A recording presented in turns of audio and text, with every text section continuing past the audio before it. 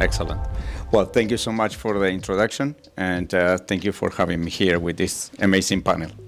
Um, First of all, as he was saying, I'm not really a numbers guy, but yes, I was helped by my colleagues with CBRE Italy, and then they were giving me, all these, I would say, figures, which at a glance are about the investment in volume.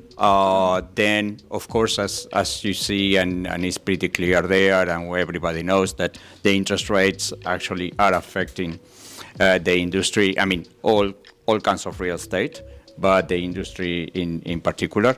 So, transactions are definitely a lot less than last year. That you see that probably last year, as much as 2019, there were probably the highest numbers ever.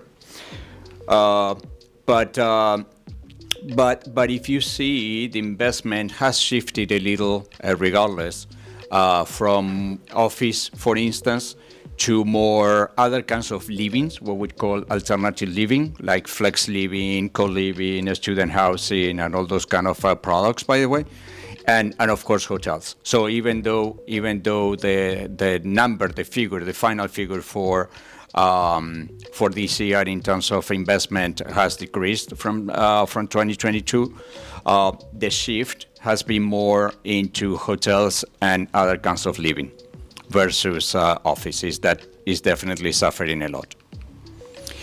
As you see, I would say the prospect of next year is definitely going back, hopefully, to if the interest rates finally are getting lower, then we see that there is interest in the market to have a rebound, and then just to finish probably 2023 a little bit stronger, and then getting into 2024, especially in the main markets.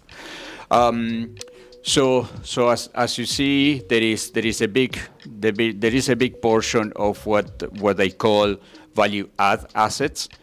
So mean opportunistic assets, generally speaking, and assets, of course, that they can bring extra value, right? So we're gonna see even when there are less transactions, the transactions that can bring extra value, like putting capex into it, and for our industry in particular, and our sector, the design business, generally speaking, is important, because there is money actually to rebrand and to reposition these assets. In some cases, they keep the assets, or in some cases, of course, in 5-6 years, they turn them around. But they are all looking for extra value in those assets. The resorts, of course, are very important in Italy and across Europe, especially across the Mediterranean. So it is a segment that keeps growing. In fact, we had two projects last year, one in Sardinia and the other one in Sicily. So many of those are we see those in the pipeline. And then in terms of the cities, Rome is definitely the one that leads the pack in terms of investment. Then Venice, which surprisingly actually has decreased a little in terms of investment from last year, but then Milan and Florence. It's true though that Venice, there is not too much land around. Yeah. So in terms of investment is a little bit difficult unless somebody buys an asset that is existing already and tries to reposition it, which we will see that probably more and more in the coming years.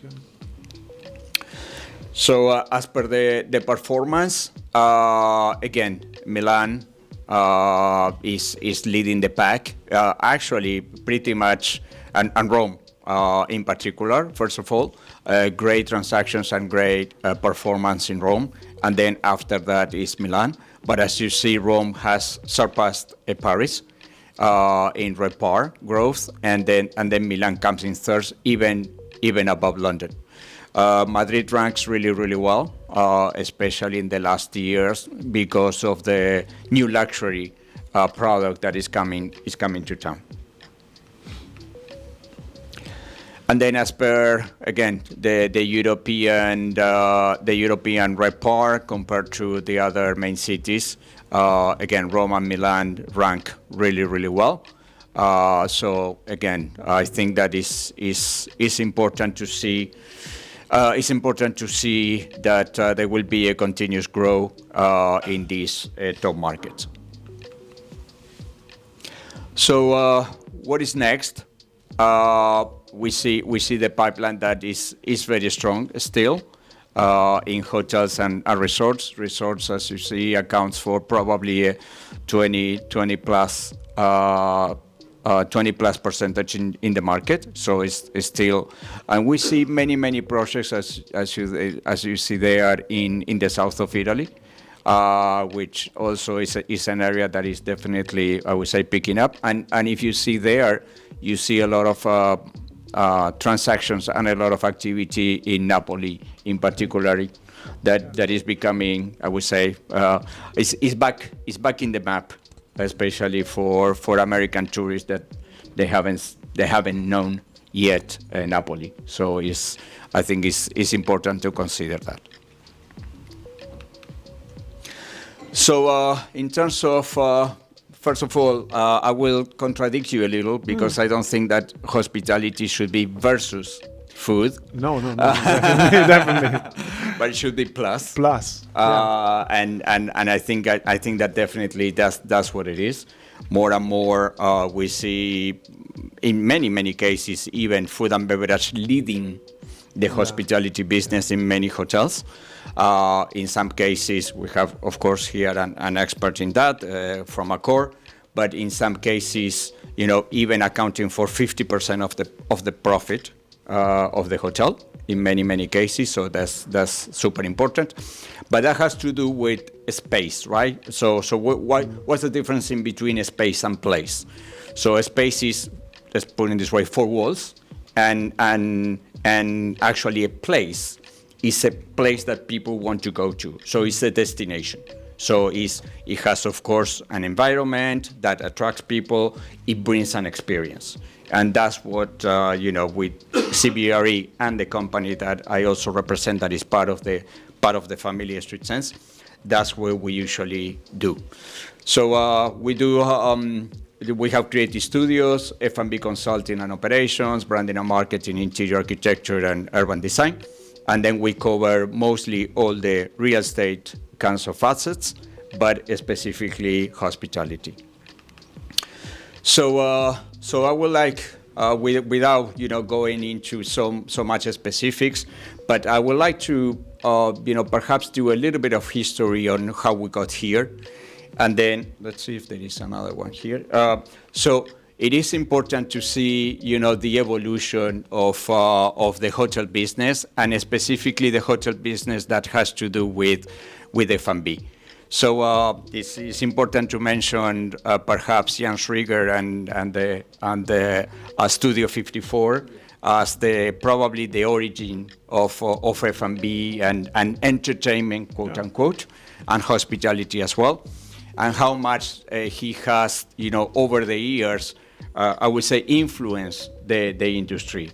So, the industry has passed from, many stages, Thompson Hospitality, of course, and Morgan's and Kimpton and all of those, and you can see that in the chart.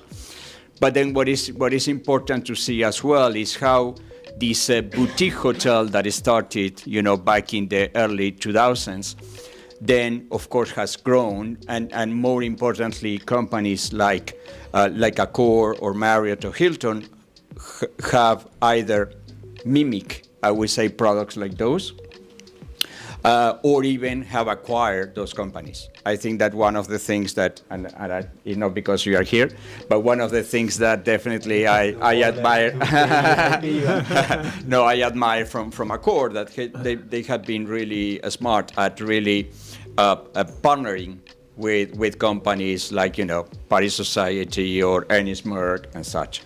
So, and adding those to the portfolio. So how we, perhaps as Street Sense and CBRE have, I would say, helped with all of this. Definitely, W is being a great client of ours from the past probably 10 years or more. The latest projects are W Edinburgh, that is just about to open. We brought an F&B partner there, Sushi Samba. Budapest, that just opened recently. We also have concept in W Milan here in Matteotti, in the Via Matteotti, and the one in Napoli as well. So I don't know exactly when those are going to be open, probably in the next years, and W Florence as well. Then on the other side, some other products that, even though they are not probably in the luxury segment, but I guess also experiential, like Moxie. We helped Marriott to create the Moxie brand, and we helped them along with a sort of like all-day counter check-in, that is the barista station, is also the mixologist station, and the check-in area, and also grab-and-go product that is all prepared in front of the customer. And then on the other spectrum, we also have worked with top chefs. In this case, Jose Andres, which, by the way, is a good friend of mine. And then we worked with him in many of his restaurants when I lived in Washington, D.C. But then also he's thinking about, having also a brand on his own. The Bazaar brand is definitely a brand that he has now lately launched in different hotels, the Ritz-Carlton in Nomad, for instance.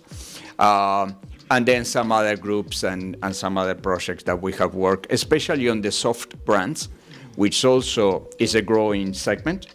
Soft brands is a growing segment, as you were saying before, the narrative and the storytelling is very important. And the soft brands like Curio, Autograph, Unbound, or brands also that Accor has are probably a good, I would say, representative of the soft brands and how much the storytelling and especially the locality is what they are standing for.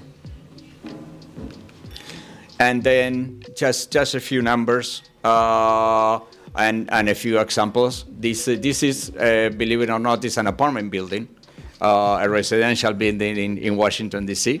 It looks like a Hoxton hotel, by the way. And then, but we created the cafe. So the cafe has access from the lobby, but also from the street as well. And then all that area that you see down there is all a public area for the neighbors. So all that area is total, it's open to the public, and you can grab a cafe and use that area pretty much like a co-working space. Then, as I said before, the Moxie, we designed this one in Atlanta.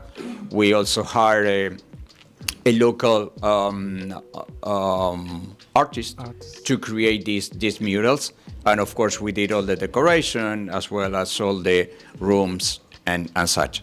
And then as per F&B and how much this accounts for the revenue of the hotel, a project that we created from scratch in Fort Lauderdale. I cannot tell you exactly the name of the restaurant or the hotel, but it used to be a very tired restaurant. And as you said, trying to bring locals. For us, the main goal is first to bring locals. Okay.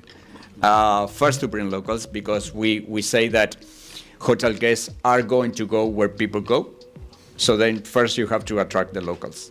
And if the locals, the hotel guests are going to come when the restaurant is definitely full of locals. Yeah. So that's what we done. So they used to make about 3 million Our estimations after the renovation was 5.5, and then in the first year they made 7 million. And the rooftop in West Palm Beach, again, our estimations were very short, as you see, 3 million. They ended up actually selling 8 million. Well, we have really I would say, the opportunity and be very fortunate to do work all over the world. And we just want to thank you for this opportunity. Thank you, Roberto.